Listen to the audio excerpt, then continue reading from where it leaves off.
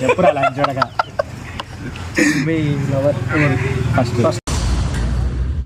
మా గెటబుల్ చూసి మీరు అపార్థం చేసుకుంటున్నారు.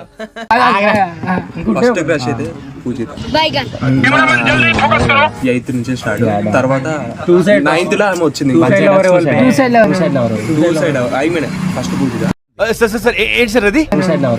Side I mean first Poojitha తెలుసు. క్యామెరా నన్ను చేయలేదు. ఏంటి మమ్మీ ఎవడు నన్ను చేయలేదు. చెక్కనువా